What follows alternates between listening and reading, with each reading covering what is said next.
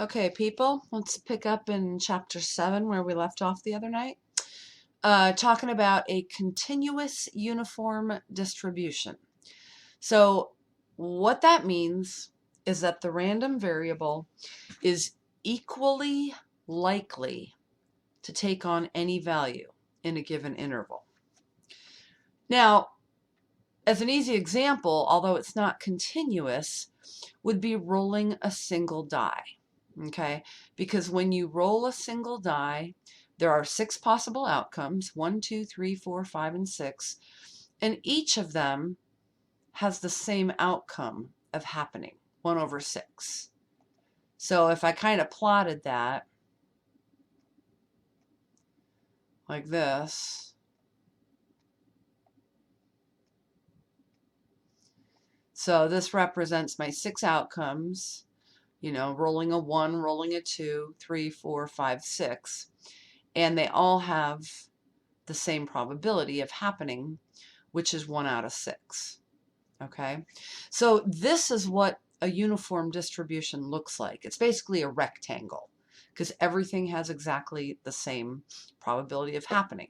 Okay, but this is a discrete distribution, and what we really want to talk about is a continuous distribution. All right, so let's look at an example of that. All right, so for example, a company manufactures 40-pound bags of fertilizer, and when the bags come off the manufacturing line, their weight has a uniform distribution between 39.25 and 40.85 pounds. All right, so the fact that it says it's a uniform distribution means, well, it's going to look like this, basically. It's going to be a rectangle. So let's start by just drawing a rectangle. I'm going to do the best I can here. All right, that's sort of a rectangle. And the weight, it says right here, is between 39.25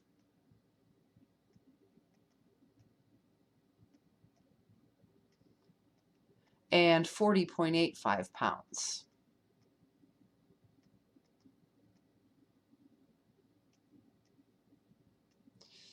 All right, so that's what the distribution looks like.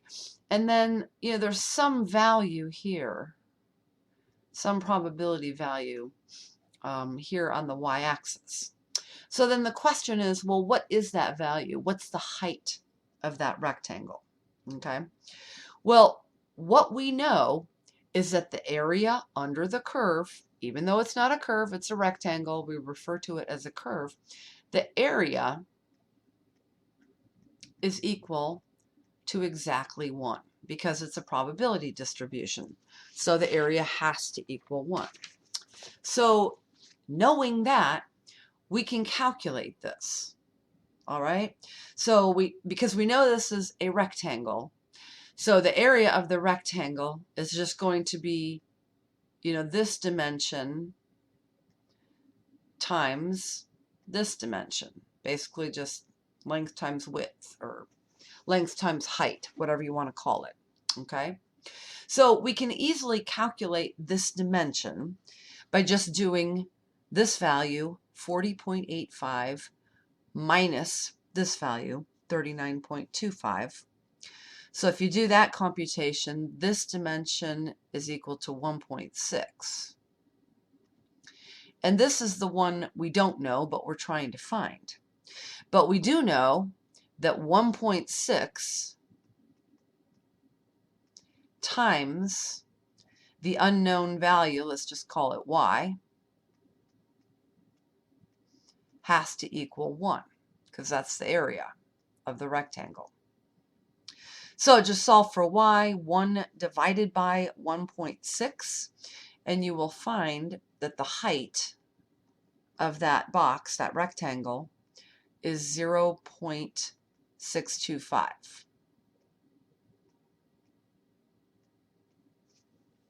All right. So now we're going to use that value to answer the next question. Okay, I'm going to erase this stuff so I can scooch down.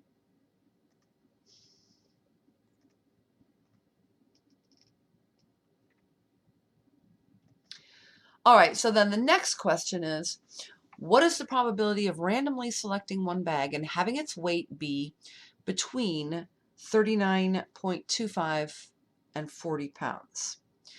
All right, well, let's just draw the rectangle again, the whole thing.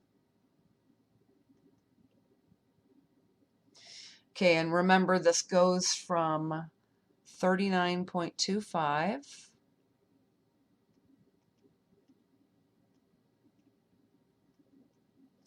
up to 40.85.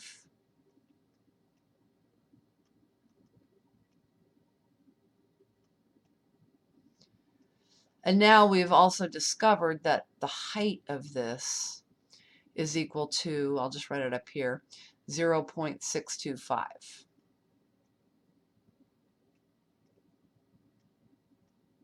Okay. So what we want is the probability of randomly selecting a bag, having it be between 39.25 and 40. All right, so 40 is in between here somewhere. I don't know, let's just draw it here. And remember, we stressed the other night that there's an equivalency between area and probability. So in other words, what I want to find is, oops, I kind of missed my mark a little there. I meant to draw that down right at 40. So that's 40. What we want to find is this area, because that is the portion that is between 39.25 and 40. So if we calculate the area of that portion, that will give us the probability we want. Okay, so we do it exactly the same way. We can find this dimension just by doing 40 minus 39.25, which is just 0.75. Okay.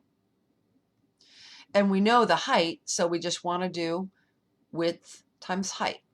So in other words, the area is just equal to 0.75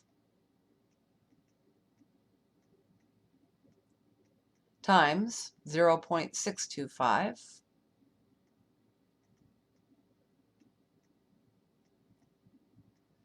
And if you compute that, that is equal to 0. I'm just not going to round it off, 46875.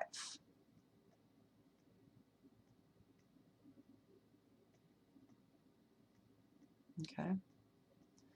So that's your probability, 0.46875 of getting a bag of fertilizer that actually contains less than the advertised amount. They're allegedly 40-pound bags, right? Okay, one more question. What is the probability of randomly selecting one bag and having its weight be exactly 40 pounds? All right, well, let's draw one more picture. Okay, so here's just my axis. And then let me just add in there's at 39.25, I'm coming over, coming down. Here's 40.85, okay, my limits. And now we're talking exactly 40 pounds. Okay, so again, 40 is about here. What's the probability of selecting a bag and having its weight be exactly 40? So represented by that line. Okay. Well, if we use the same philosophy that probability is equivalent to the area under the curve, then we would need to find the area represented by that line. Exactly. Oops, sorry, didn't mean to make that extra line. Is this an eraser? Yeah. Can I just erase that line? Yes, I can. Okay, so what is the area of that line exactly? Think about it. The area of that line. It's like what we did up here was we had to have a width times a height to give us an area. Well, what's the width of this line? Well, if you thought about it, there is no width, okay? It doesn't have any width associated with it. Therefore, it doesn't have any area associated with it. So in other words, really it's not applicable, or it's undefined. There is no probability associated with having its weight be exactly 40 pounds. Okay? So this is a big difference from the discrete distributions, which is what we have been studying in the entire last chapter 6. So let me erase this and go on to the next page to kind of summarize that difference. So yeah, big difference between discrete and continuous distributions. You know, we had just looked a couple pages earlier back to the histogram we did for the 4 coin flips. And we calculated the probability of out of 4 coin flips getting exactly 1 heads. And that probability was 0.25. Okay? But from the uniform distribution density curve that we just looked at, the probability of getting a bag that's exactly 40 pounds is essentially just undefined. It doesn't exist. Okay? So remember that for a continuous distribution, there is no probability associated with one particular value. There's no probability associated with one particular value because we are equating area and probability. All right? So it's just a completely different kind of a concept. Discrete distributions, that's exactly what we were doing. We were calculating the probability associated with one particular value. For continuous distributions, you cannot calculate the probability associated with a particular value because it is simply not defined. All right? What you have to do is calculate the probability associated with a range of values. All right? And that is what we are going to be doing from here on out.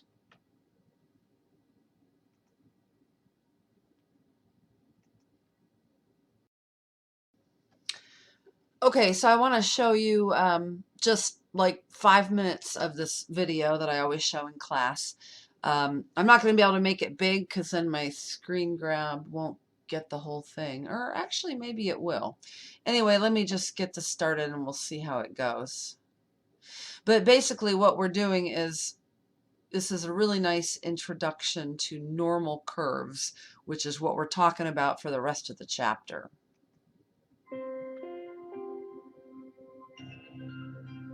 Funding for this program is provided by... Just going to scooch it forward a little bit to get done with the intro.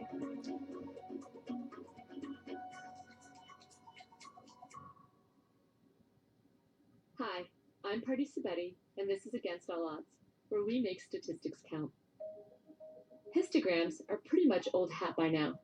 You know they're a great way to graph the distribution of the sample values for one particular quantitative variable. Size of gala apples at one local orchard? Here's your histogram. Math SAT scores for entering students at a state university? Here's your histogram. Percent of senior citizens in the U.S. population over the decades? Here's your histogram. To make it even easier to focus on general shapes, sometimes statisticians draw a smooth curve through a histogram. This can help us spot similarities in shapes, even when the histograms we're comparing don't necessarily have the same source or scale.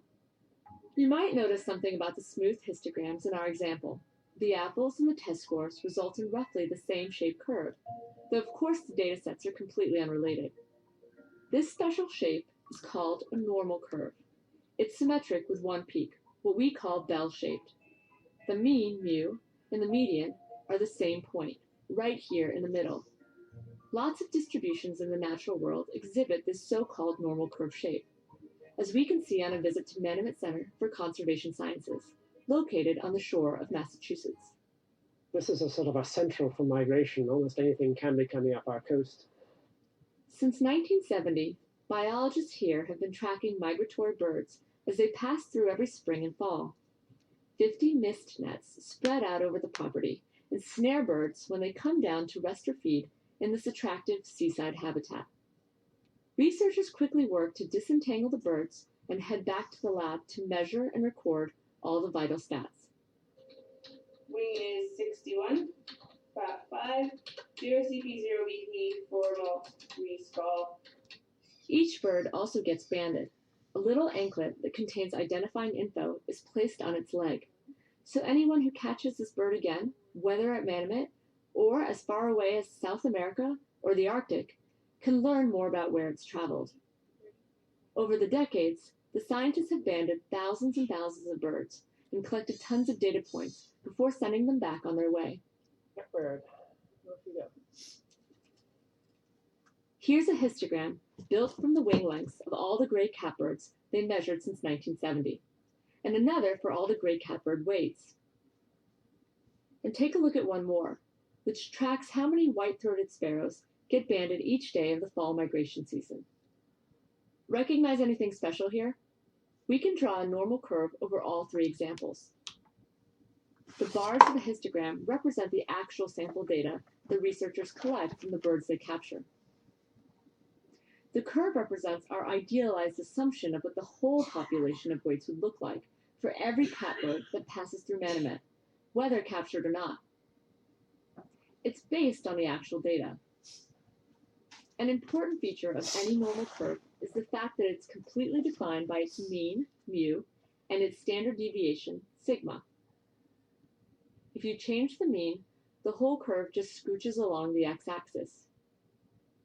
If you change the standard deviation, you're changing the distribution spread, and the peak gets flatter and wider, or taller and narrower. The Manomet All right, bird record. that's all I wanted to show of that. So let me get rid of that. All right, so the reason I like that, it's just a great introduction to what a normal bell-shaped curve is all about. Excuse me. And also it just shows the fact that you can have all these different types of data. They had sizes of apples, SAT scores, wing lengths, bird weights, arrival day, completely unrelated data that all falls into this same bell-shaped curve. Okay, so as you know, a continuation of introducing this normal distribution, let's look at one more type of data, which is pulse rates of students. So these are in beats per minute. So again, we're talking about making the transition from a discrete distribution to a smooth, continuous distribution. So in the video we just saw, they were taking histograms and drawing a smooth curve over it. You could also, do the same thing with dot plots. So say you took the pulse rates of 75 students. Here's the dot plot of their pulse rate. Add in a few more. Now you've got 100. Here's the dot plot. Now you've got 150 students. And you can see what's happening is, the dot plot is getting filled in and it's starting to really take on this bell-shaped curve. 200 students. Now it's, very symmetric and bell-shaped. And if you keep adding points and points and points, basically your plot would get so big you kind of have to just smush it down to the point where if you had data from thousands of students, you could essentially just get rid of the individual points and just draw a nice smooth curve like this. that basically describes the pulse rates of students in beats per minute. Okay? So what we're going to do is just do away with the individual data points. And instead, we can actually model this curve with a mathematical formula. And that's what we're going to do. Okay? So because these plots have a bell-shaped distribution, we're going to model the data with a specific probability density function called the normal probability density function. All right, that's what we're going to talk about on the next page. I'm going to go ahead and scooch.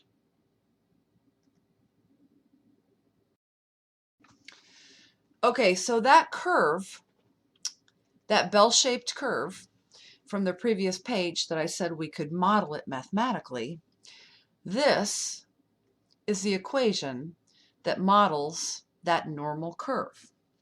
Now, I know it looks really scary, so it's y equals e raised to the power of all this stuff. -1/2 times the quantity of x minus mu over sigma squared. All of that divided by sigma times the square root of 2 pi. All right, now this is just a function like any other function. So for example, say I know you've taken algebra, maybe you have some nice easy linear equation like y equals 2x plus 1. So you know when you plot that it's going to be a line. You can pick values of x, calculate values of y, and then plot it, and you know it's going to look something, well, okay, that's supposed to be a line. It's going to look something like that. And this is just exactly the same thing. You can pick values of x, calculate values of y, and if you plot those, it's going to turn out to be a curve that looks like this. Okay? That's all it is. All right, so, but the thing is, we don't care about these particular points on the curve. All we care about is the area under the curve, because again, area equals probability.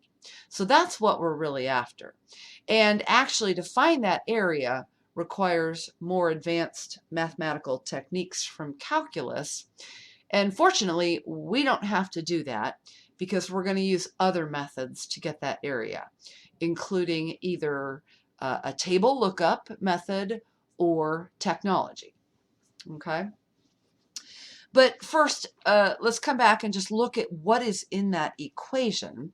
So first of all, there's two constants in the equation. There's pi, of course, you know, you're familiar with that. So that's about 3.14159. The second constant is e, which if you've taken pre-calc, you should be familiar with that. It's about 2.71828.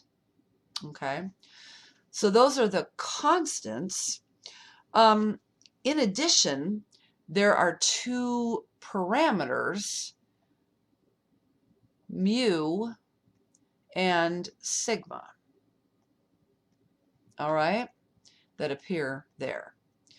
And in fact, the entire shape of the distribution is defined by those two parameters.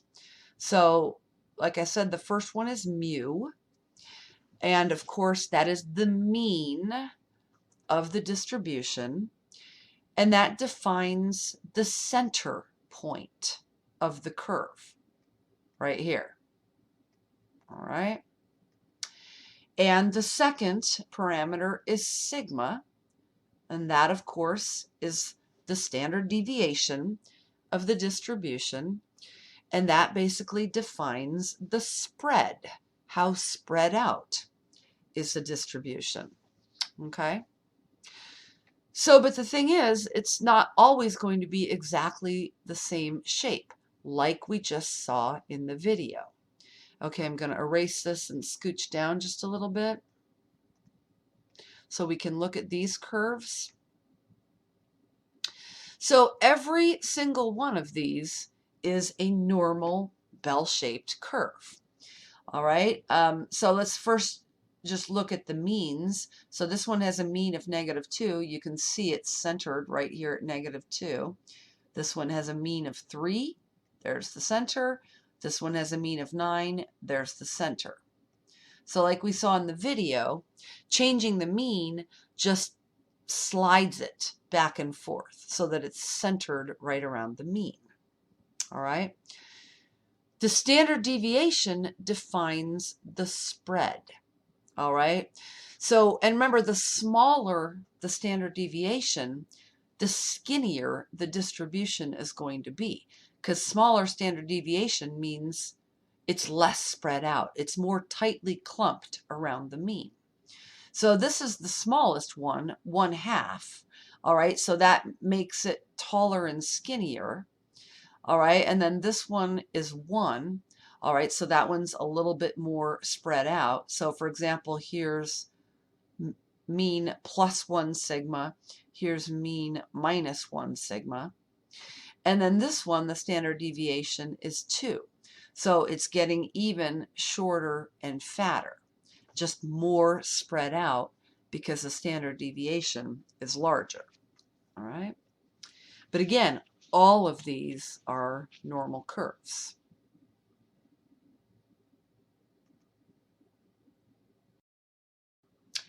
All right, so let me just go over some specific properties of the normal curve. The normal curve is symmetric about its mean, mu. Okay, that's why over here in the figure you see mu is exactly at the center, and then the two halves are, you know, perfect mirror images of each other. The highest point of the curve occurs at mu. Also, notice that mu is equal to the median, which is equal to the mode. They all coincide for a perfectly normal curve.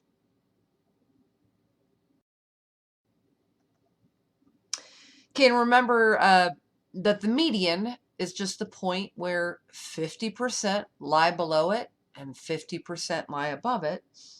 And the mode is the most common value. That's why it's got the highest stack right there. Okay, the curve has inflection points at mu minus sigma and mu plus sigma.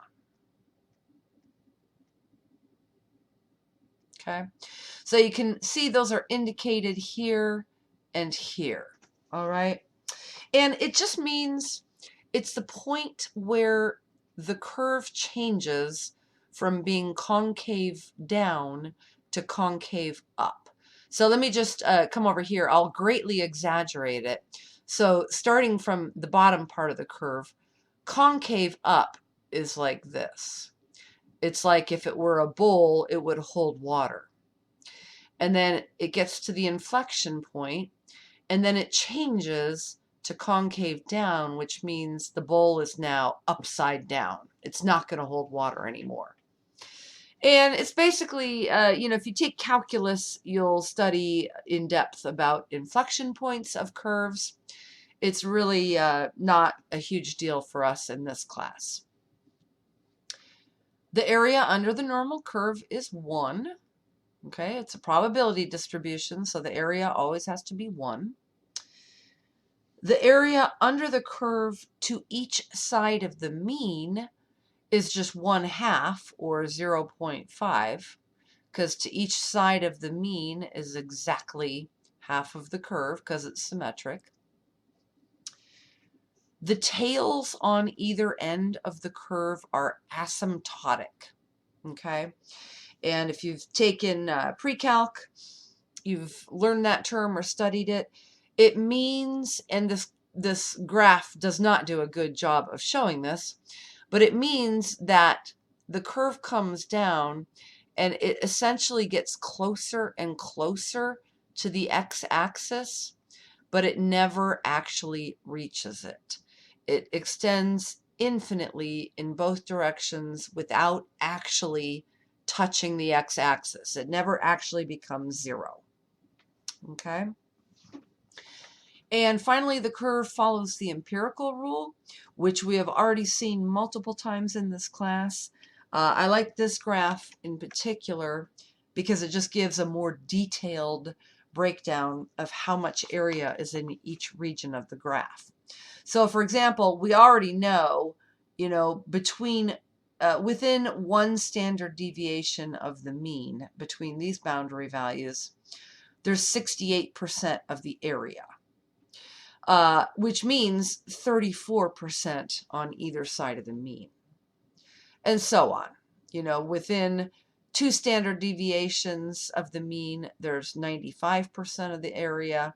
So then you could further break that down and add in these additional chunks of area. Okay. All right, I'm going to erase and scooch down to the next page.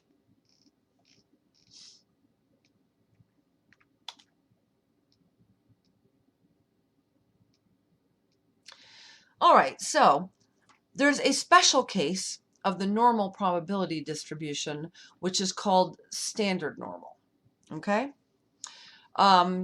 Here is a graph of the standard normal distribution.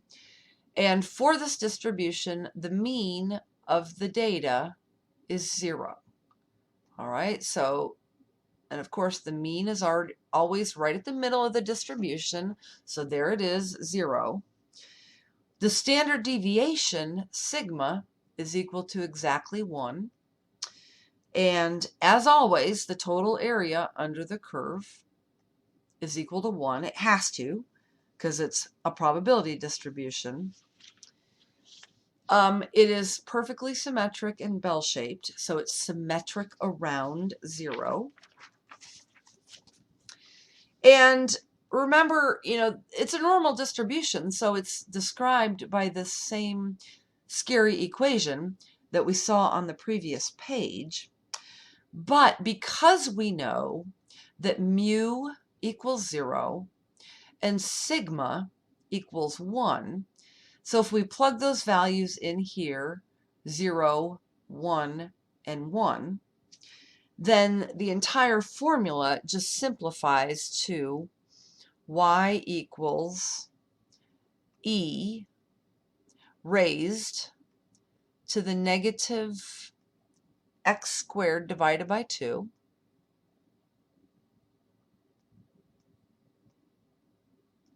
and then that divided by the square root of 2 pi.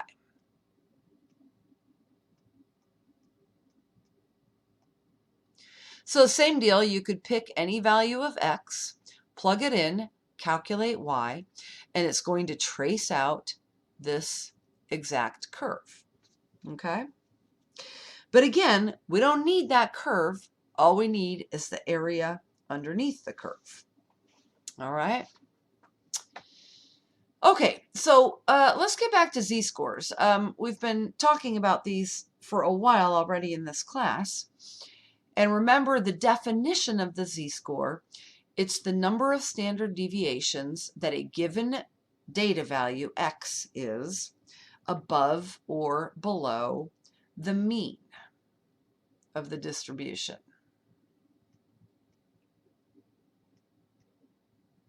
And remember, the formula for the z-score is just x, the data value, minus the mean, divided by the standard deviation, sigma. Okay? But for this standard normal distribution, the mu is equal to 0, the mean, and the standard deviation is equal to 1. So if we plug those in and simplify, well, x minus 0 is just x, divided by 1 is still just x. All right, so again, we're doing x minus 0 divided by 1. and that's just equal to x. Okay? So in other words, for the standard normal distribution, if we come back up here and look at it, the values along the x-axis here just represent the z-scores.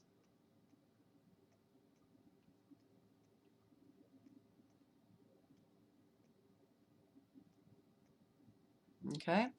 And notice, right in the middle of the curve is a z-score of 0. And then if you go up 1, that's like 1 standard deviation above the mean, minus 1 standard deviation below the mean. Okay? But for a regular data distribution, typically you're not going to have your mean equal to 0 and your standard deviation equal to 1. Okay? So typically, your z-score is not going to equal your actual data score x. All right? The z-score is relative to this standard normal distribution. Okay? So what we're going to be doing ultimately here is we're going to use this process down here to standardize our data values and put it in terms of the standard normal curve. So for example, this might be any normal distribution, maybe the size of apples, maybe SAT scores. Somewhere in the middle, or exactly in the middle, you're going to have your mean, and you have some standard deviation. And then let's just say, you have particular data values A and B. Well, what we want to do is to be able to convert that to a standard normal curve that instead of having some mu in the middle has 0 in the middle. Okay? And so what we want to do is take each data value and convert it to a z-score that corresponds. Okay? So that's what we're doing over here. This is the z-score. The data value minus the mean divided by sigma is the z-score that corresponds to this data value. Okay? And what happens when you do that is, say we had these two data values, A and B, and there's a certain amount of area, like under the curve here, between these two data values. Well, if we take both of those data values, A and B, we convert them to z-scores, then it turns out that this area over here under the standard normal curve is equal to this area. Okay?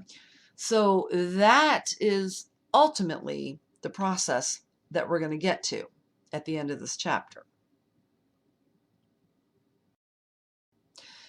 All right, so before we can, get on to that normalizing process, we just have to learn how to look up probabilities. Okay, and we're going to use our z-scores, and we're going to use table V or table 5, which is in Appendix A in the back of the book. And I've also got the table included at the end of your Chapter 7 handout packets. Okay? So again, remember there was that scary looking equation that describes the normal curve, the actual curve itself. And I mentioned, well, we don't care about the actual values. All we want to know is the area under that curve.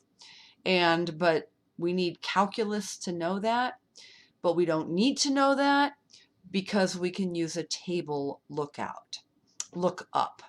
Excuse me. So that's what we're going to do right now, is learn how to use the table to look up area values underneath the normal curve. All right, so if you are given a particular z-score, Table 5 gives the probability associated with getting a z-score less than that.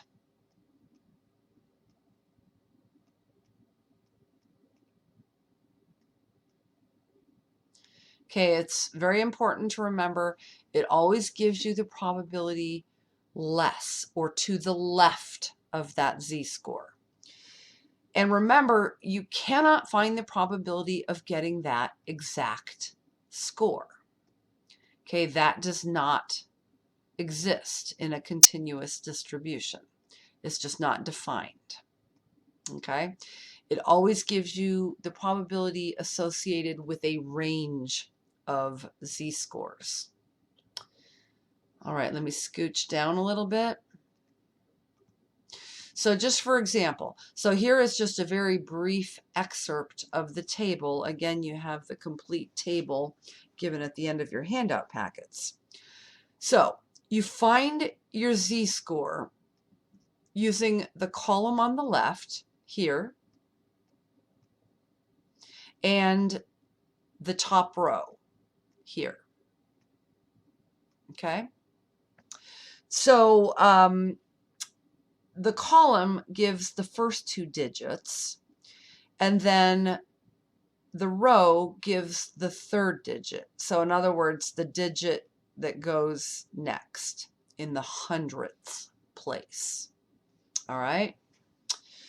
So you want to find the appropriate z-score and then find, according to the row and column, find that value in the body of the table.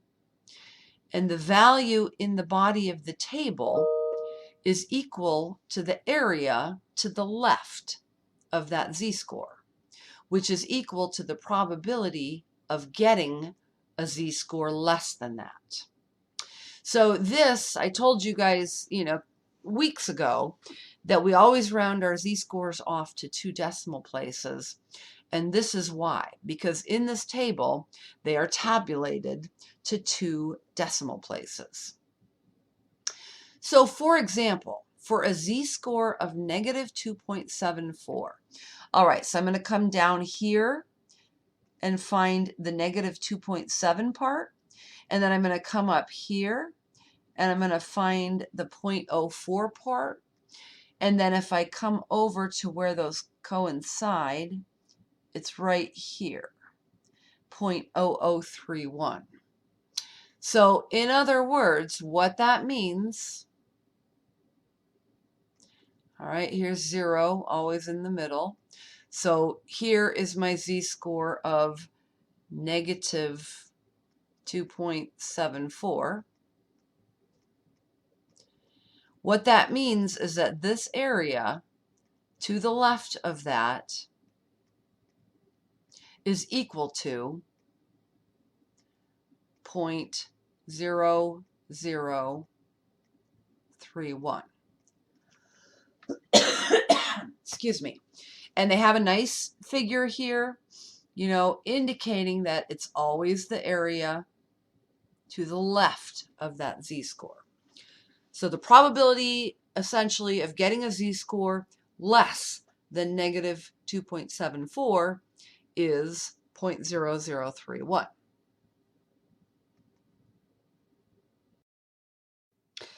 All right, so let's run through some examples, and you're going to want to have that table 5 available so you can go back and look up the probabilities as we go through these examples.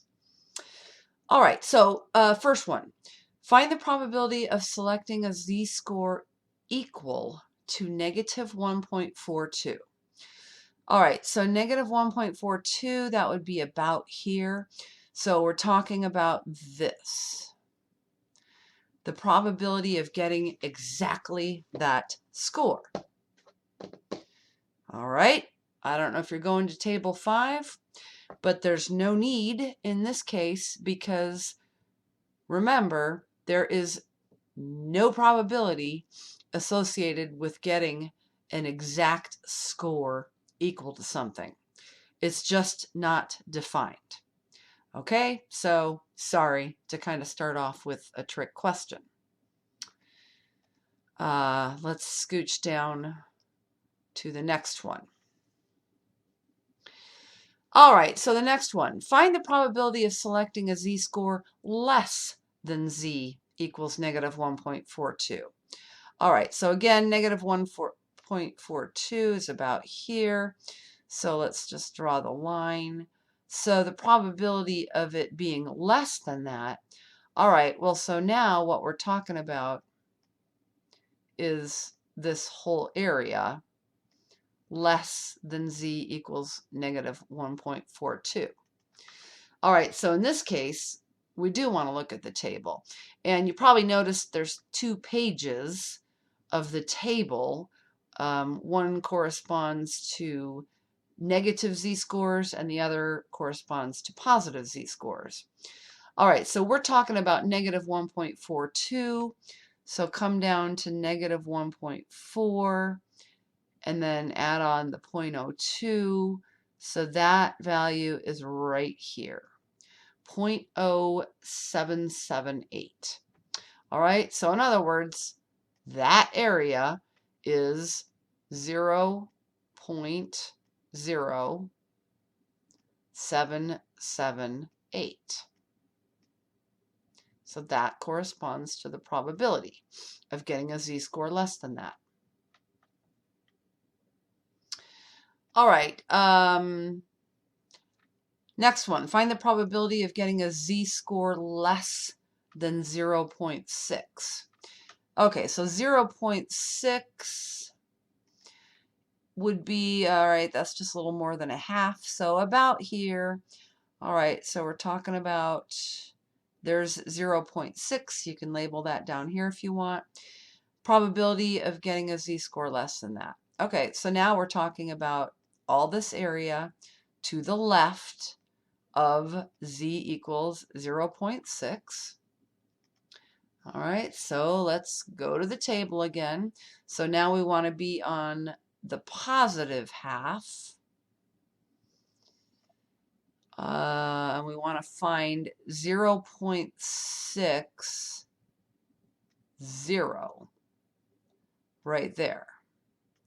0.7257.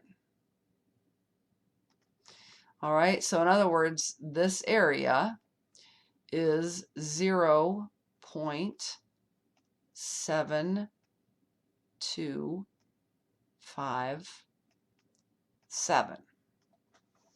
Okay. All right, next question. Find the probability of getting a z-score greater than 0.6. All right, so greater than 0.6. So we're at the same z-score here, 0.6. But this time we want the area above it, not below it. So how are we going to find that?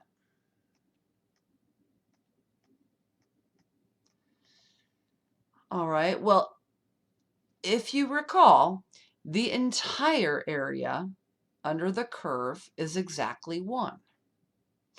We already know that the area to the left is this much. So therefore, the rest of the area must be just 1 minus that.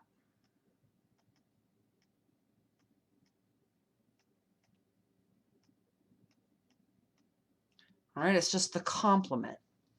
So if you do 1 minus 0.7257, you will find that that area is 0.2743.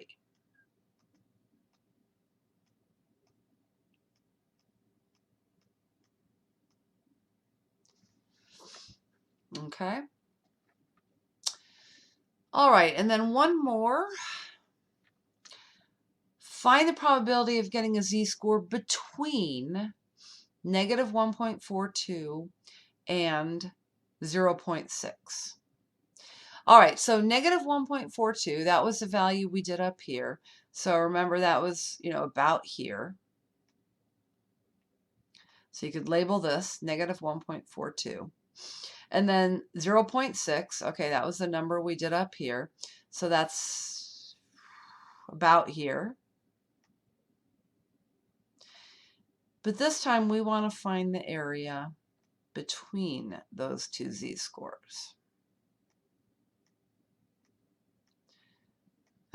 This is a terrible drawing. Like that. That's the area we want.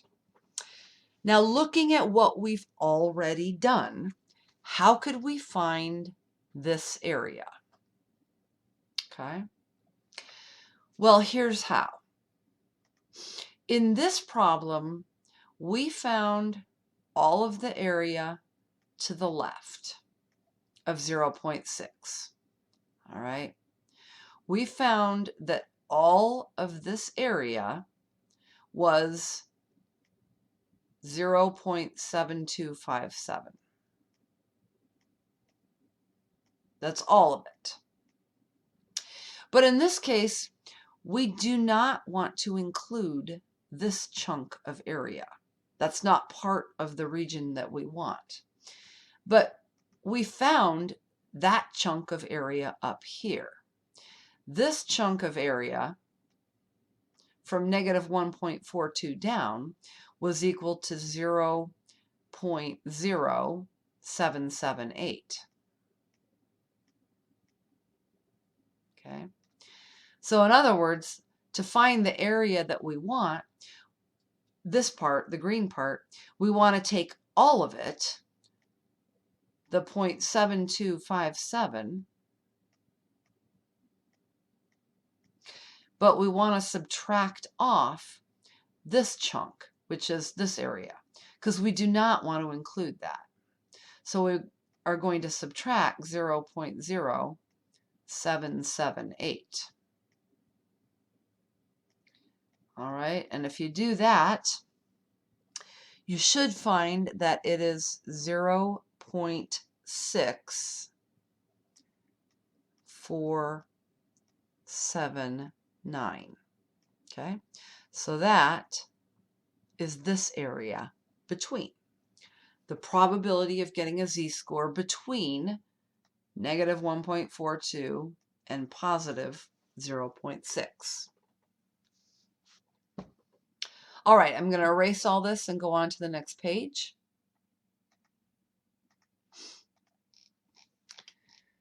So to just kind of summarize what we just did, how to use z-scores to find probabilities.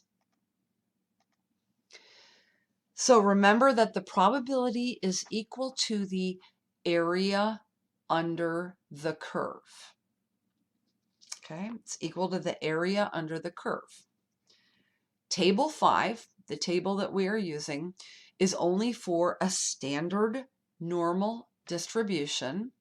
And remember, that means that the mean is equal to 0 and the standard deviation is equal to 1.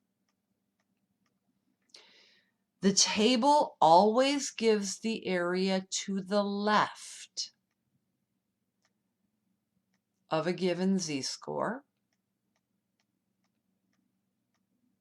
Okay, so the area below that z-score. If you want to find the area above, you need to do 1 minus the area below. Okay, so exactly like it's shown in figure B here, the area above is 1 minus the area below. And if you want to find the area between two z-scores, then you basically want to take the area below the larger z and then subtract the area below the smaller z. Area below the larger z minus the area below the smaller z. And that is exactly what is shown here in figure C.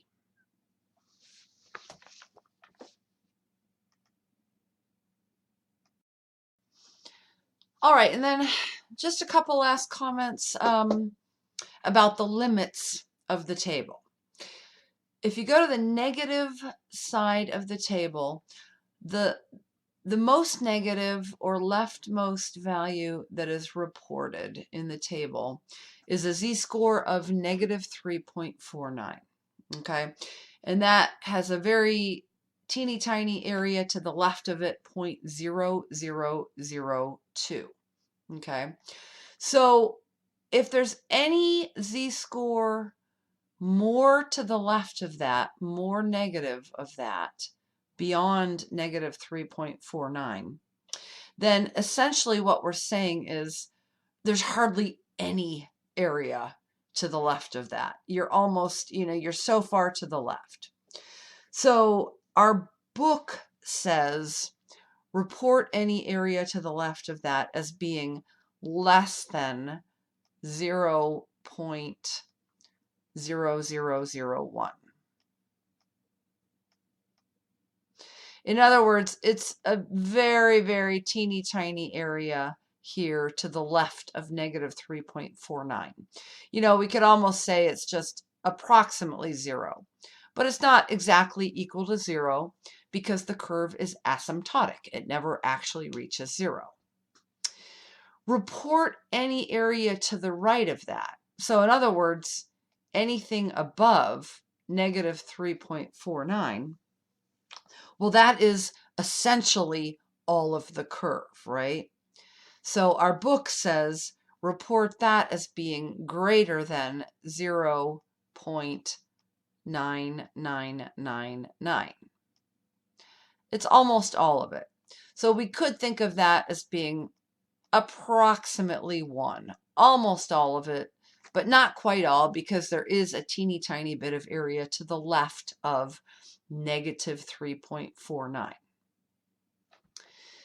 All right, so similarly, if we go to the positive side of the table, the biggest, most positive value is positive 3.49.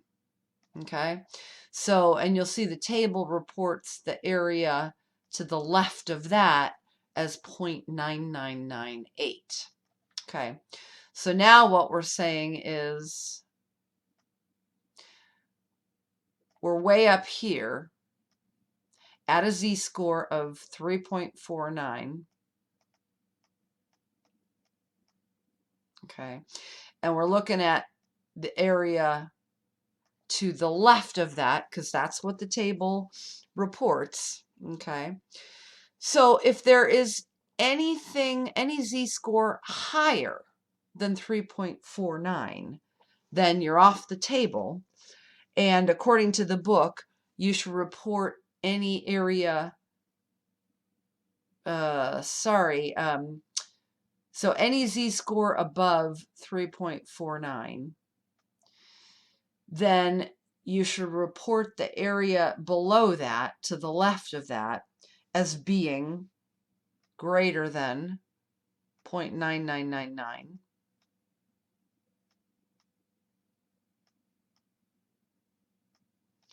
Because any z-score beyond here to the left of that is, again, virtually all of the area, so approximately 1. And similarly, any area to the right of that, well, then you're just talking about a teeny tiny bit of area. So in that case, it's less than 0.0001. And again, as above, that's approximately 0. So that's just for convenience, because the table only goes between negative 3.49 and positive 3.49. And we're just saying if you're that far off the edge, then the area below is practically nothing. The area above is practically everything, and vice versa on this end of the curve.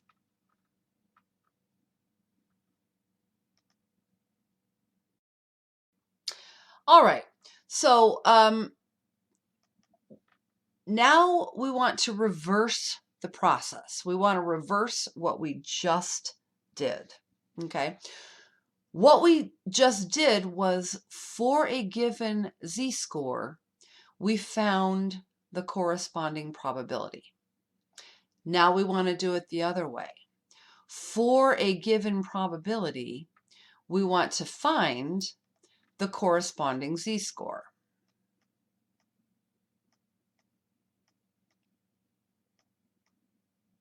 Okay.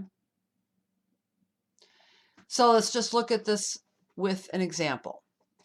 Find the z-score that has an area of 0.90 to its left. This would be the same as the 90th percentile, or we would write it as p sub 90. All right, so the z-score that has an area of 0.90, in other words, most of the area to its left. Now we know right in the middle, the z-score is 0, and it has an area of 0.50 to its left. So we know the z-score we want to find is somewhere up here. We don't know exactly where, it doesn't matter. Just draw a line. There's the z-score we want to find. And the area under the curve to its left is 0.90. All right. So we're going to use the table again, but I can't go to the table and look up the z-score because I don't know the z-score. That's the whole point. All right. So instead, what we know is the area or the probability. And the area, the probability, those are the numbers here that are given in the body of the table. So I need to look in the body of the table to find an area / probability that is equal to 0.9. Okay. So come over here in your table. So I'm automatically, I know that my z-score is going to be positive because I'm to the right of 0. So that's why I'm on the positive page here. So go ahead and look in all these numbers and try to find 0.9. Okay. So you're probably looking, saying, okay, Linda, there is no value exactly equal to 0.9. The closest values are here and here. Okay, so the number we want, 0.9, is in between those two numbers. It's in between 0.8997 and 0.9015. Okay, so what we want to figure out is which of these two numbers is 0.9 closer to. All right, so you can do this by just kind of drawing a number line if you need to. Maybe it's obvious to you, but it's not always. So on one side we have 0.8997.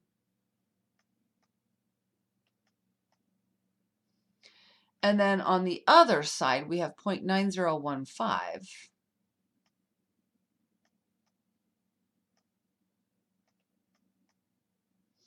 And then in between, we have 0.9. And you can use your calculator to do this, or you can do it in your head. But what you should see is that 0.9 is actually much closer to 0.8997. Okay? Because it is a distance of, and again, you can use your calculator, 0.0003 away.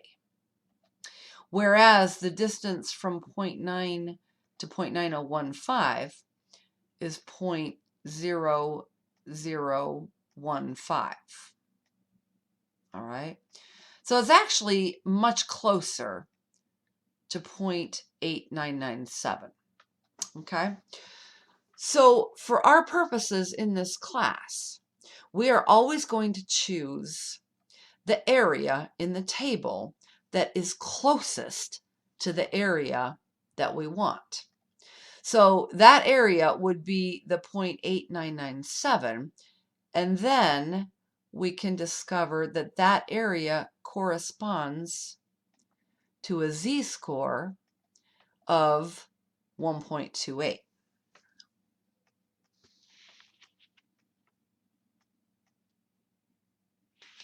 All right, so that is the z-score that we are looking for.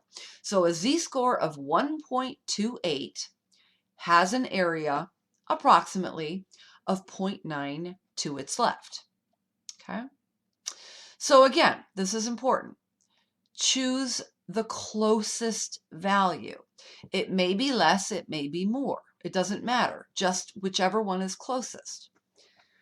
The only exception to this rule, and I'll show you an example of this, I believe on the next page, if the desired value of the area / probability is exactly in the middle of the two table entries, then you are going to take the mean of the two z-scores in the table. All right, but that's the only exception. Okay, I'm going to erase and move on. All right, so we will see in subsequent chapters coming up, there are some important z-scores that we will use in particular analyses. So because of that, we have this particular z sub alpha notation. All right, so z sub alpha means the z-score that has an area of alpha to its right. All right, so this is a little unexpected because I keep telling you over and over, when you look up the values in the table, it's always gives you the area to the left. So this is just a particular definition. So for this z-score, z sub alpha, this area to its right is equal to alpha. Okay? All right, so let's look at a particular example. Find z sub 0.05. So based on the definition that we just went over, we know this means it has an area of 0.05 to its right. So where approximately is that going to be? Well, only 5% of the area is to its right. So we know right in the middle, a z-score of 0 has 50% of the area to its right. So it's going to be somewhere way up here. All right, so we'll just call this our z sub 0.05. And we know that this much area to its right is 0.05, or 5% of the area under the curve. Okay, so the area to the right is 0.05, and that means, 0.05. That means that the area to the left is what? Well, it's the rest of it. And all of the area is 1. So if you do 1 minus 0.05, that leaves 0.95. All right, so that helps us out when we go to the table, because we want to find the z-score that has an area of 0.95 to its left. All right, so let me get the table back over here. And again, we know we're going to be on the positive side. All right, so we're going to come up here, and what we're looking for is 0.95. All right, so we want to zero in here where the scores are about 0.95. So what you might see is right here we've got 0.9495. Right here we've got 0.9505. So this is a little bit less. This is a little bit greater. 0.95 is in between them. And in fact, it is exactly in the middle because this is 0.0005 less. This is 0.0005 more. All right. So 0.95 is exactly in the middle. So because of that, we can take the mean of the two z-scores. So the z-scores in question are 1.64 and 1.65. Let me scooch down for a minute. Nope, actually I don't have a spot for this down here. I'm not sure why. Okay, so let me finish this. The area to the left is 0.95. And so then, like I said, we want to take the mean of those two z-scores. So in other words, 1.64 plus 1.65 divided by 2, which, you know, you can probably figure out intuitively. It's just halfway in between those two, which is going to be equal to 1.645.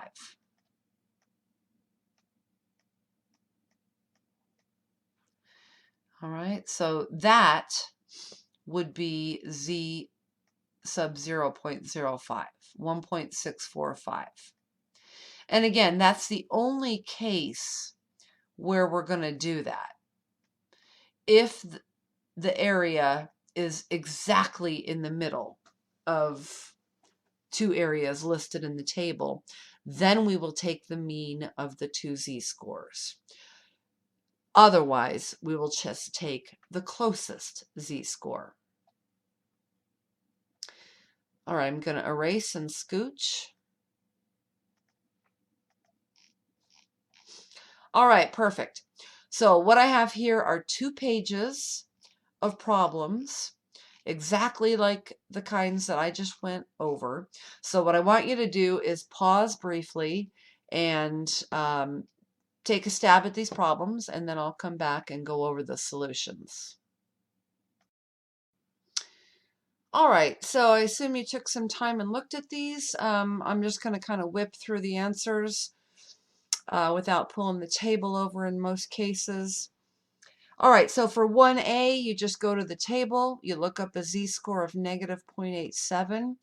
It gives you the area to the left of that, which is 0.1922.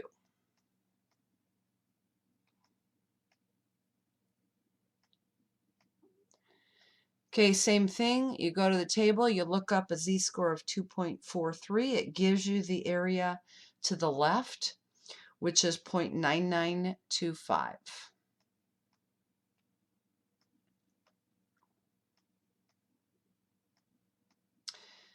Okay, a z-score of 5.07. So that's so far up here, it's like way up here. You want the area to the left of that.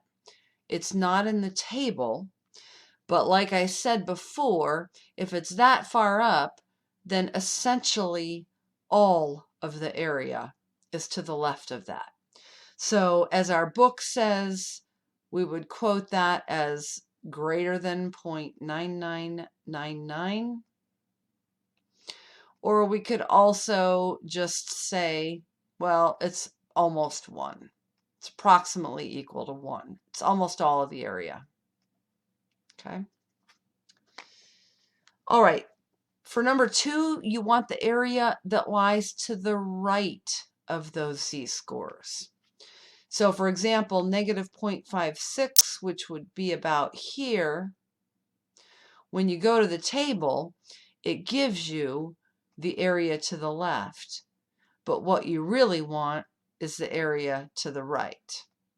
So this is the case where you have to take the value from the table and do 1 minus that.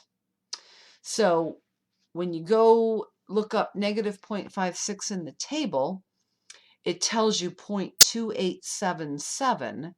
That's this area. So what you need to do is 1 minus that, and you will get the correct answer, the area to the right, which is 0.7123.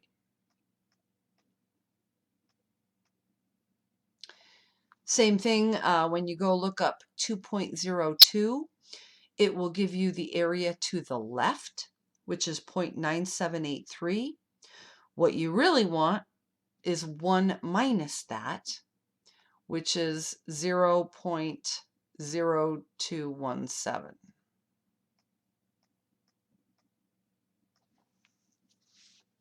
Okay.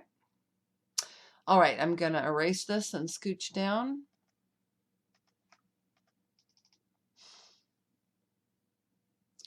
Okay, so now we're on the in-betweeners. So negative 0.88, so that's about here-ish, or even a little further left. I missed my mark a little. And 2.24. All right, so about here. So we want this area between those two values. All right, and I went over this technique with an example. Okay, so if you look up the area that is to the left of a z-score of 2.24, it is 0.9875.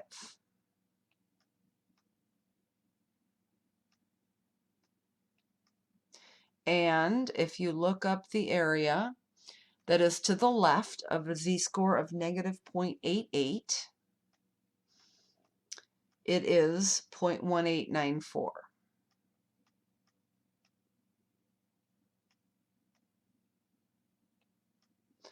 So that is the chunk of area that we do not want to include. We do not want to include that 0.1894. So in other words, we want to take all of it, the 0.9875, and subtract off the chunk we don't want, 0.1894. So if you do that, you get 0.7981.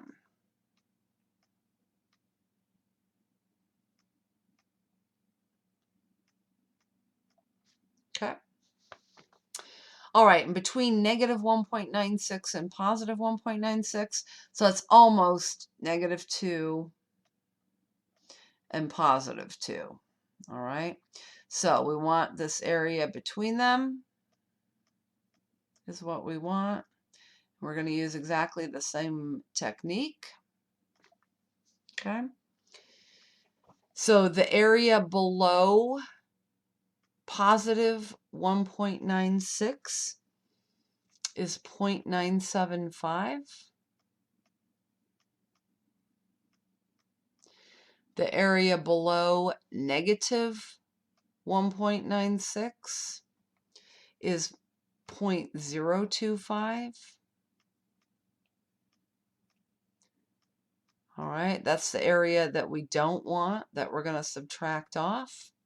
So if you do 0.975 minus 0.025, you get exactly 0.95. So in other words, exactly 95% of the area is between the z-scores of plus and minus 1.96.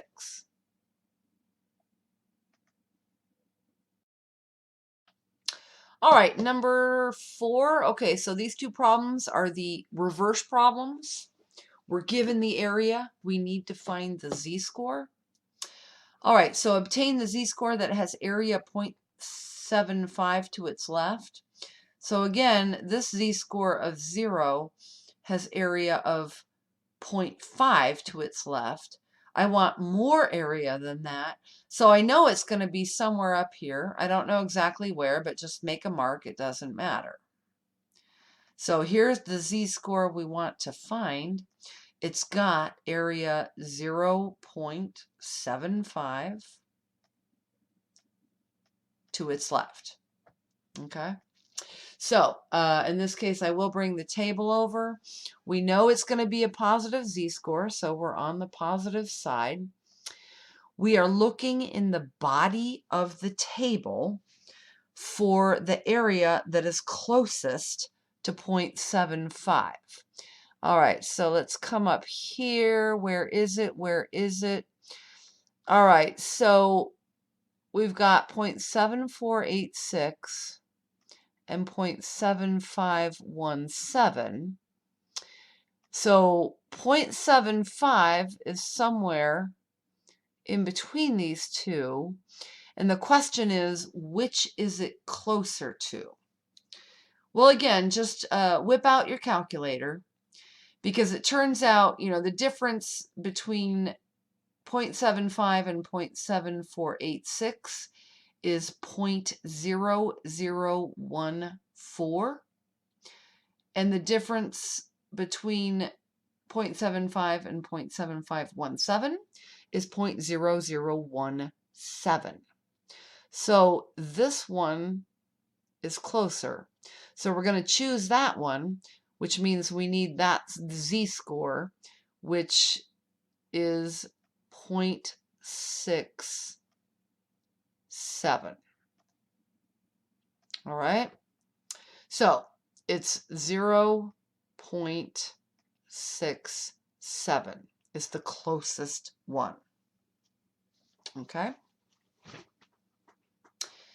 All right, number 5, find z sub 0.015.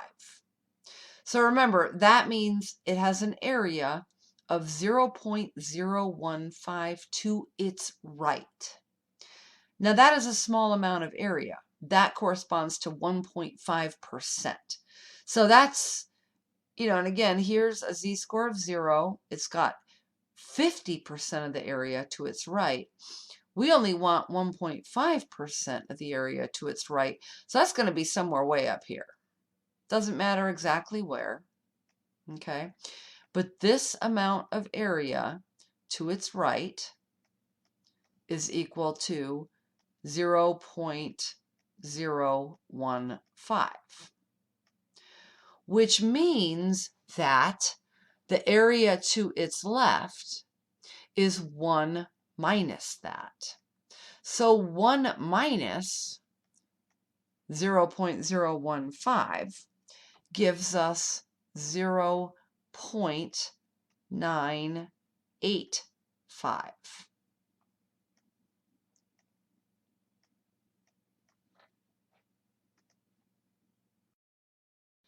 So in other words, go to the table and in the body of the table, try to find exactly 0.985.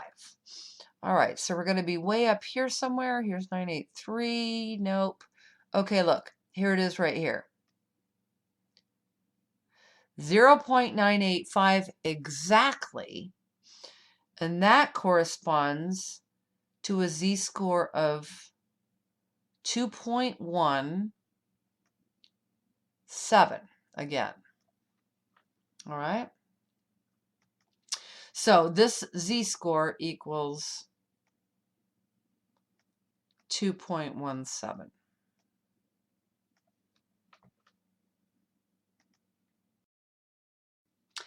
Okay, so there is really, sorry, you know what? I forgot something. I want to go back here and show you guys the applet that you're going to be using for the homework assignment for Chapter 7. So let me switch that over here. Here. So I've got the link on the website for Chapter 7 assignment. All right, so let me just do some demos. So when you go to the link, this is what will pop up. It's got basically 2 options here.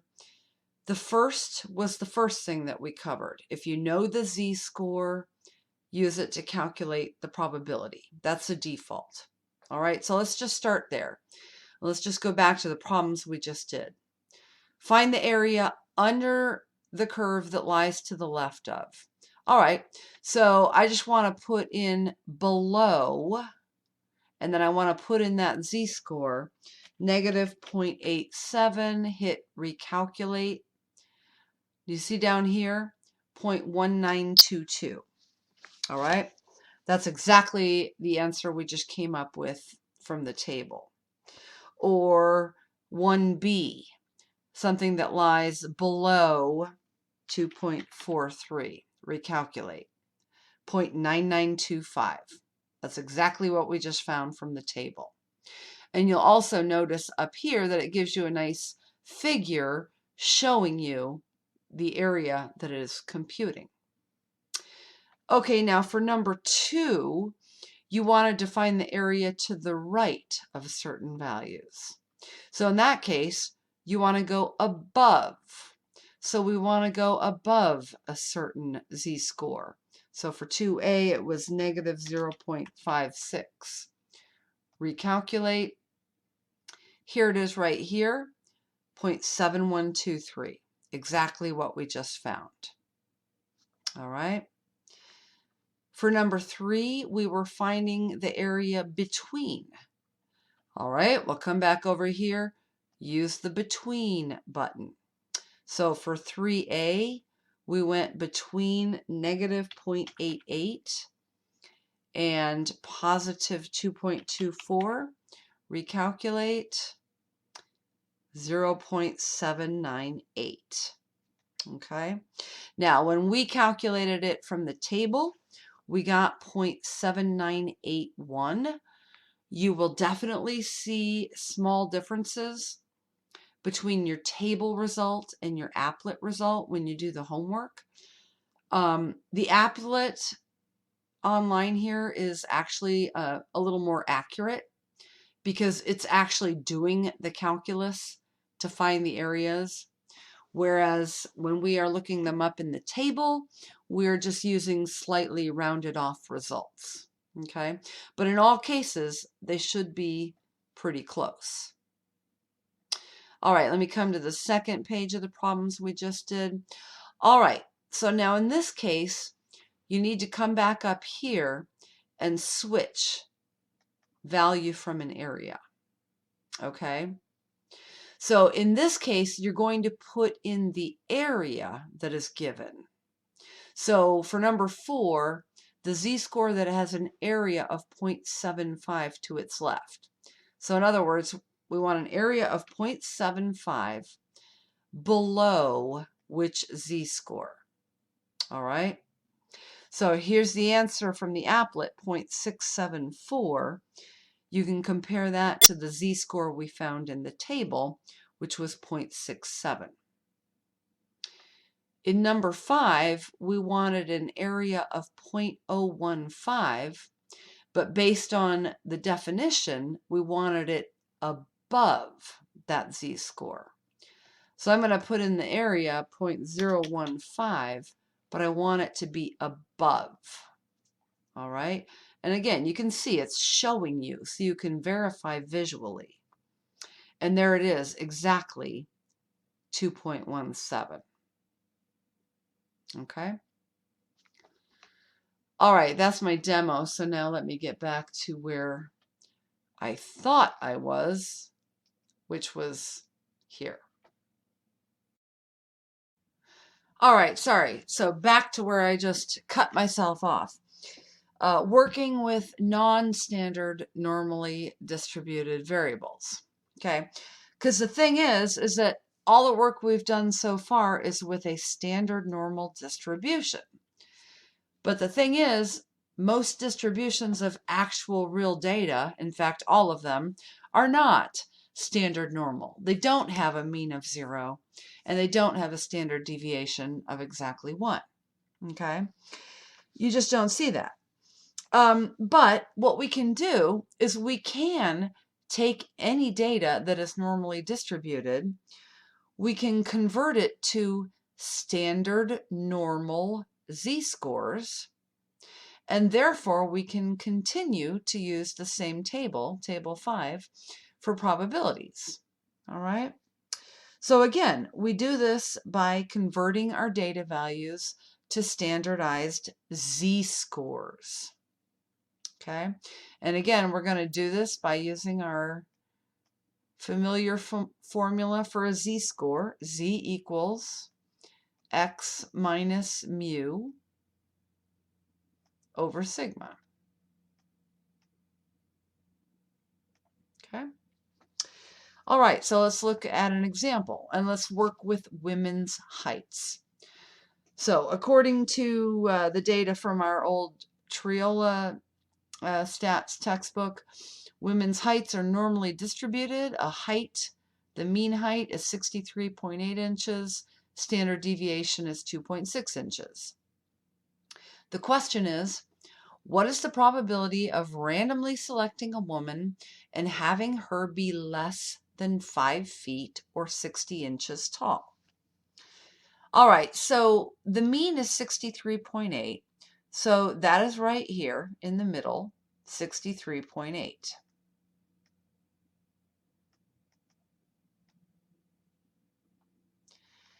The data value in question is 60. So, okay, that's somewhere to the left of here. I don't know exactly where, but just draw a line. Let's just say here's where 60 inches is. And we want the probability of her height being less than that. So in other words, we want to find this area, the area to the left of a height of 60 inches. Okay, so we need to convert this to standard normal by calculating the z-score corresponding to this data value of 60. All right. So we just use our formula up here for z-scores. So we say z equals x, which in this case is 60, the particular data value, minus mu, the mean, which is 63.8, divided by the standard deviation, which was given as 2.6. Okay. So if you go ahead and compute that, you should find to 2 decimal places that the z-score is negative 1.46. So in other words, we have just converted this to standard normal, where in the middle is a z-score of 0, and for our data value, the z-score is negative 1.46. Okay. And now we can go to the table and look up the area to the left of a z-score of negative 1.46. So go to your table, look up, a z-score of negative 1.46, and you should find that that area is 0.0721.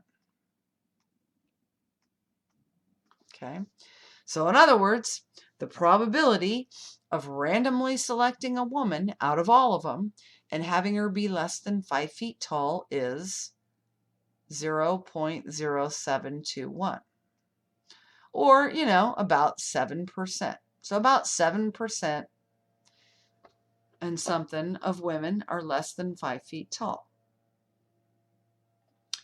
All right, I'm going to erase and scooch on to the next page.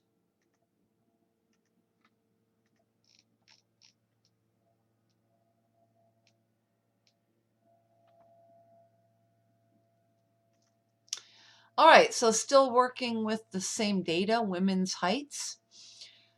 The U.S. Army requires women's heights to be between 58 and 80 inches. Find the percentage of women meeting that height requirement. And again, the mean is 63.8, standard deviation is 2.6. Okay, so let's just make our graph. So in the middle, we've got the mean, which is 63.8. So now this time we have two data values of interest, 58 inches and 80 inches. So again, doesn't really matter. 58 is to the left. Just draw it somewhere. Doesn't have to be completely accurate. 80 is obviously to the right of center. Just draw that somewhere.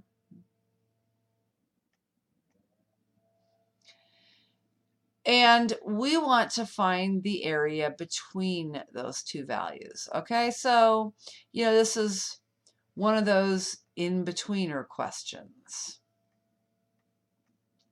Find the area between two values.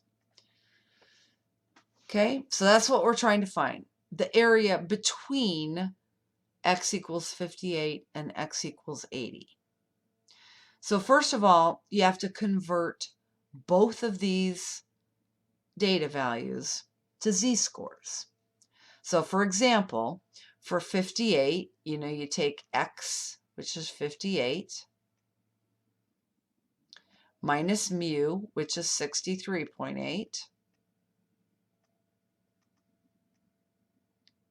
divided by sigma, the standard deviation, which is 2.6. Okay. So do that on your calculator. You should get a z-score of negative 2.23.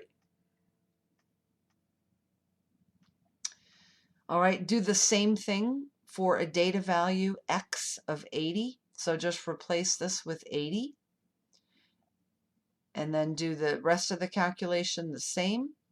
And you should find that that z-score is 6.23. All right, so again, we have converted from this normal distribution to a standard normal distribution. The z-score in the center is 0. The z-score here is negative 2.23. And the z-score here is 6.23. Which means that actually my picture is not that accurate, because a z-score of 6.23 would be, this is more like 3, so 6 something would be way up here. But again, details, right? Okay, find the area below each z-score. All right, so for the 6.23, again, this is way off the chart. So essentially, the area to the left of that is about all of it. So let's just say it's about 1. According to the book, it's greater than 0.9999. For the purposes of our calculation, let's just call it 1. So then really all we need to worry about is, okay, what's the area to the left of a z-score of negative 2.23? Well, go to the table, look up negative 2.23, and you should find that the area below that is 0.0129. Okay? So that's the area below each z-score.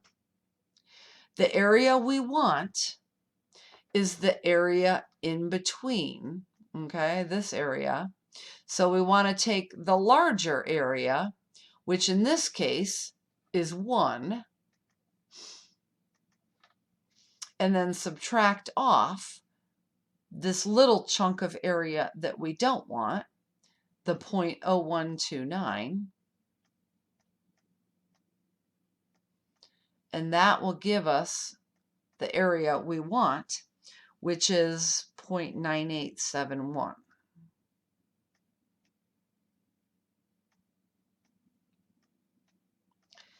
All right, so that's the area or the probability in decimal form.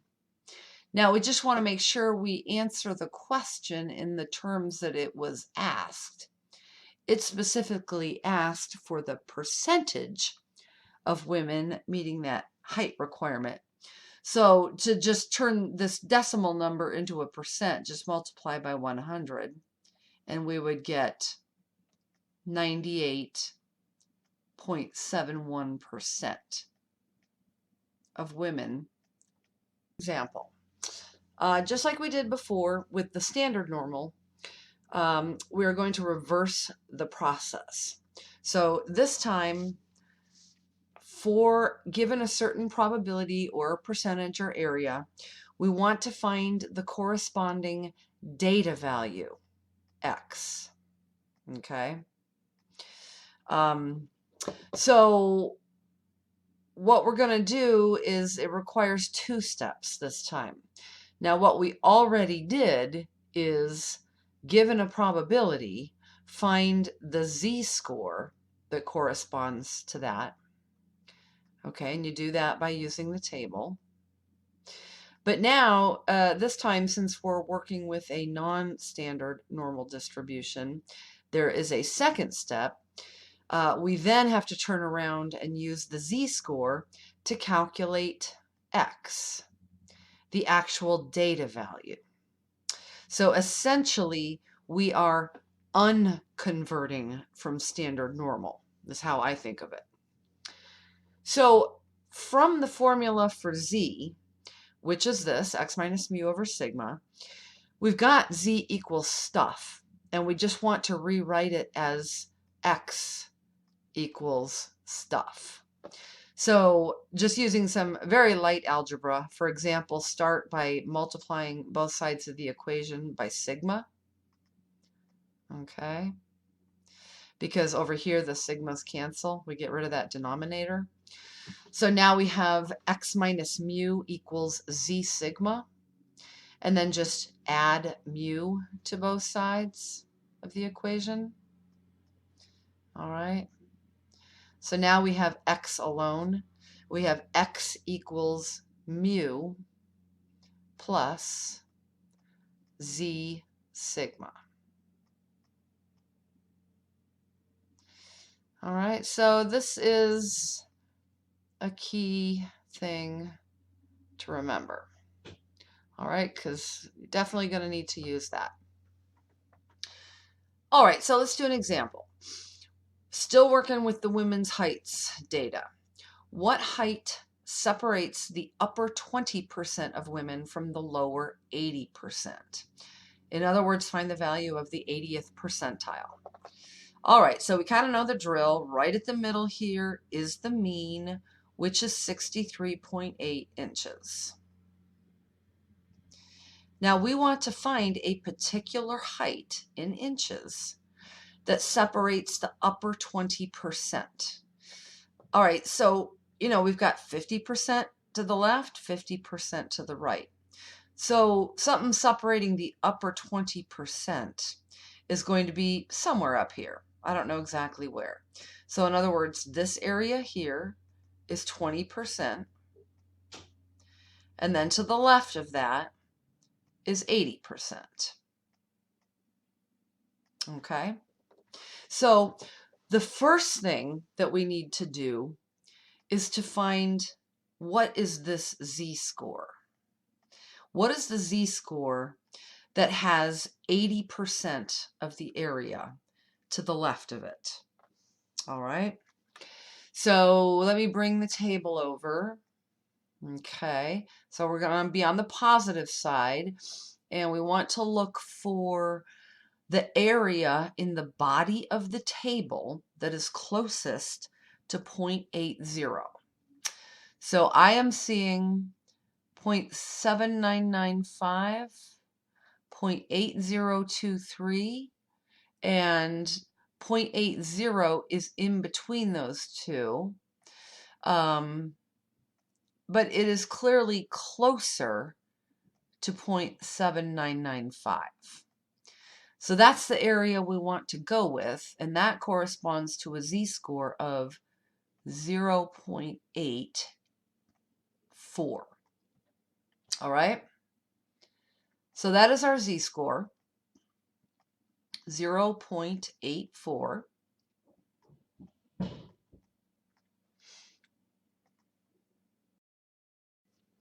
Okay, and now that we have the z-score, then we're going to use this formula to kind of back calculate the actual data value in inches. So x equals mu plus z sigma. All right, well, mu is 63.8 plus z is 0.84, and then times sigma, which is 2.6. All right, and if you compute that, you should get an x value of, I got 65.984.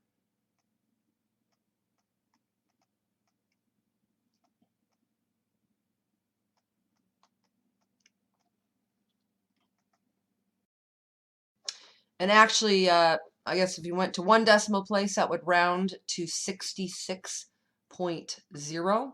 Okay. So anyway, that is the height right here. Okay. 66.0 inches. So 80% of women are shorter than that. 20% of women are taller than that. All right, let me scooch and move this down, or erase and move this down. All right, so presumably we'll have time Thursday night. We're going to do this in class. If you're not there, obviously you can't work on that. You can go ahead and work on this problem. So try to do this, and if you want, pause this, and then I'll come back and just give you the answers, basically. All right, did you pause and work these through? So I'm just going to write down the answers. So the percentage who score below 400 points, and again, it asks for the percentage. So that should be 30.15%. The percentage who score between 400 and 500, that should be 32.4%.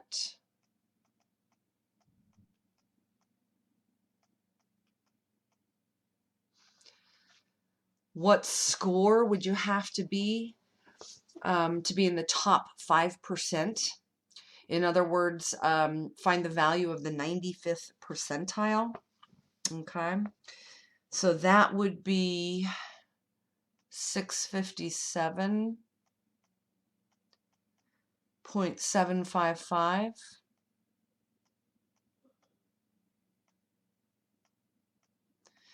And would it be unusual for someone to score 250? In this case, it depends on which method you use. If you use the probabilities method, then you will find that the probability of getting a score less than 250 is equal to 0.0375. That is less than 0.05, so that would be a yes, it's unusual. If you use the empirical method, and if you do mu minus 2 sigma to find the minimum value, you will find that the minimum usual value is 224.